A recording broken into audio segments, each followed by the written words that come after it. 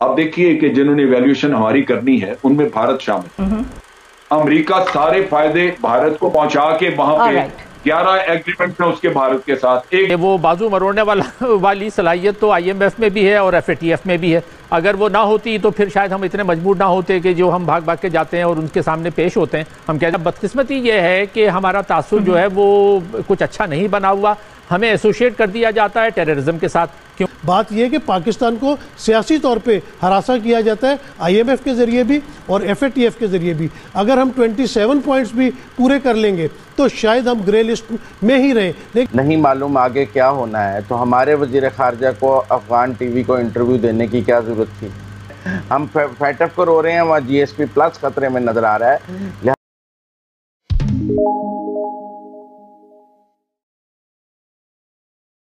High guys, جے ہند. ایک بار پھر سے پاکستان کے سر پر ایف اے ٹی ایف یعنی کہ فائنینشیل ایکشن ٹاسک فورس کی تلوار لٹک گئی ہے. 21 جون سے 25 جون کے بیچ ایف اے ٹی ایف کی پلینری میٹ آیوجت ہو رہی ہے، جس میں پاکستان پوری جان لگا کے کوشش کر رہا ہے ایف اے ٹی ایف کو یہ کنونس کرانے میں کہ پاکستان نے 27 پوائنٹس میں سے 26 پوائنٹس کو اپنے یہاں امپلیمنٹ کر چکا ہے. لیکن ایف اے ٹی ایف اب بھی پاکستان پر بھروسہ کرنے کو تیار نہیں ہے. دراصل افغانستان سے یو ایس کی ملٹری کے وڈرال کے بعد ایف اے ٹی ایف اور بھی دوسرے ویسٹرن کنٹریز کو یہ ڈر ہے کہ پاکستان افغانستان اور پاکستان ریجن میں آتنکوادی سنگٹھنوں کو پھر سے بڑھاوا دے سکتا ہے، جس وجہ سے ایف اے ٹی ایف ابھی آگے آنے والے وقت میں بھی پاکستان کو اسٹرکٹ مانیٹرنگ میں رکھنا چاہتا ہے، جس سے سمبھاونا ہے کہ پاکستان اس بار بھی ایف اے ٹی ایف کی گرے لسٹ سے نکلنے میں ناکام ہونے والا ہے. اور مزیدار بات یہ ہے کہ یہی سیم گھٹنا اتنی بار بار ہو چکی ہے کہ اب تو پاکستانی گورنمنٹ اور ساتھ ہی پینلسٹ اور میڈیا بھی پہلے ہی ہار مان کر یہ آلریڈی مان چکے ہیں کہ پاکستان گرے لسٹ سے نکلنے والا نہیں ہے، جس کا سارا ٹھیکرا ہمیشہ کی طرح یہ بھارت پر پھوڑ رہے ہیں. تو آئیے دیکھتے ہیں پاکستانی میڈیا کی آج کی یہ ڈیبیٹ. یہ ادارہ جو ہے یہ مختلف بڑی طاقتوں کے ان کے سیاسی مقاصد کو پورا کرنے کے لیے بھی استعمال ہوتا ہے، اور ہمارے معاملے میں یہی ہو رہا ہے. اب دیکھیے کہ جنہوں نے ایویلیوشن ہماری کرنی ہے ان میں بھارت شامل ہے، اور بھارت کے اپنے حالات ہم نے خود ڈوزیر دیا تھا جس میں پورے شواہد تھے کہ یہ کس طرح ٹیرر فنڈنگ کرتے رہے ہیں. بینکوں کی ریسیٹس تک موجود ہیں، اور اسی طرح باہر سے انٹرنیشنل جو بینکنگ انٹیلیجنس ایجنسی ہے اس نے بھی ان کے 44 بینکس کے اوپر اعتراض لگایا کہ انہوں نے بلینز کی منی لانڈرنگ کی ہے، اور اس میں سے کئی مشکوک ہیں جو کہ ٹیرر فنڈنگ کر رہے ہیں. پھر ان کی کمپنیاں ہیں وہ اسپیئر پارٹس وغیرہ مہیا کرتے رہی ہیں داعش کو، اس کے بھی ثبوت موجود ہیں. تو بات یہ ہے کہ یہ کسی کو لا کے کٹہرے میں کھڑا کر دینا اس کا ہرگز یہ مطلب نہیں کہ وہ واقعی 100% مجرم ہے. ابھی اگر میں اس کو کسی اصول کے تحت دیکھوں تو پاکستان جو ہے وہ 90% پوائنٹس کے اوپر تو مکمل عمل کر چکا ہے، 90% سے بھی زیادہ. تو اس لحاظ سے اس کو گرے لسٹ سے نکالنا اور وائٹ پہ لے کے جانا کوئی بڑا مسئلہ نہیں ہے، ہونا چاہیے. لیکن اب جس طرح ابھی نسیم صدیقی بھی بات کر رہے تھے کہ پرائم منسٹر نے بڑی دو ٹوک بات کی، یہ جو دو ٹوک بات کی ہے ہم نے امریکہ کے ساتھ، اس کے کچھ کانسیکوینسز بھی پیچھے آئیں گے، اور ان میں بڑی پاسبلٹی ہے کہ فرانس ہے وہاں پہ، برطانیہ ہے، وہ انہی کے پراکسیز ہیں، اور کوائٹ پاسبل کہ آپ کو گرے لسٹ میں ہی رکھا جائے مزید وقت کے لیے. میرا اپنا اندازہ ہے کہ ہمیں شاید کچھ اور دیر گرے لسٹ میں رہنا ہوگا. جی بالکل، یہ مطلب ان کا وہ جو کہتے ہیں نا کہ آرم ٹوئسٹنگ پوٹینشل، کہ وہ بازو مروڑنے والی صلاحیت تو آئی ایم ایف میں بھی ہے اور ایف اے ٹی ایف میں بھی ہے. اگر وہ نہ ہوتی تو پھر شاید ہم اتنے مجبور نہ ہوتے کہ جو ہم بھاگ کے جاتے ہیں اور ان کے سامنے پیش ہوتے ہیں. ہم کہہ دیتے ہم نہیں پیش ہوتے، تو وہ ان کی پاور تو ہے. اچھا، اب جو آپ کا اصل سوال ہے کہ کیا پاکستان نکل آئے گا، دیکھیں میں بنیادی طور پہ ایک پر امید رہنے والا آدمی ہوں، تو مجھے تو امید ہے کہ پاکستان نکل جائے گا. پاکستان نے بہت کام کیا ہے، تقریباً جیسے جنرل صاحب نے بھی کہا کہ 90% سے زیادہ جو نکات تھے ان پر عمل ہو چکا ہے.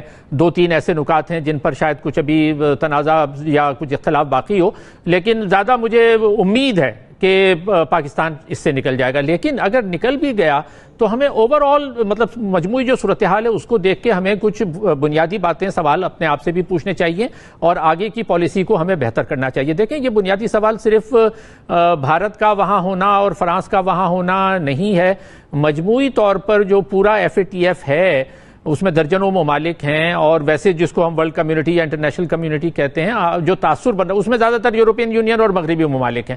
تو تاثر ہمارا کیا بن رہا ہے؟ بدقسمتی یہ ہے کہ ہمارا تاثر جو ہے وہ کچھ اچھا نہیں بنا ہوا، ہمیں ایسوشیٹ کر دیا جاتا ہے ٹیررزم کے ساتھ، کیونکہ یہ FATF ہے بنیادی طور پر ٹیرر فائنینسنگ کا واچ ڈاگ، اس کو دیکھنے والا ادارہ۔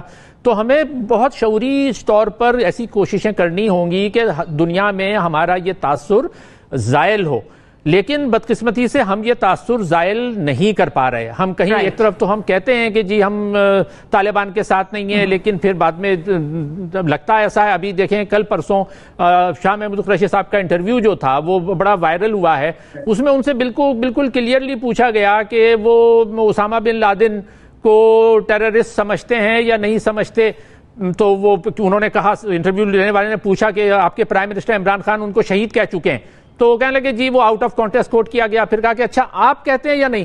تو اس وقت شاہ محمود قریشی کو کلیئرلی جواب دینا چاہیے تھا کہ ٹیررزم کے حوالے سے پاکستان کا پوائنٹ کیا ہے، اور شاہ محمود قریشی صاحب نے کہا کہ well I let it pass. Right, اب یہ ایک ایسی چیز ہے کہ آپ کوئی بنیادی طور پہ اسٹینڈ نہیں لے رہے، جس آدمی کو دنیا دہشت گرد سمجھتی ہے اس کے بارے میں ایک ریاست کا وزیر خارجہ یہ کہہ رہا ہے کہ I don't know I let it pass.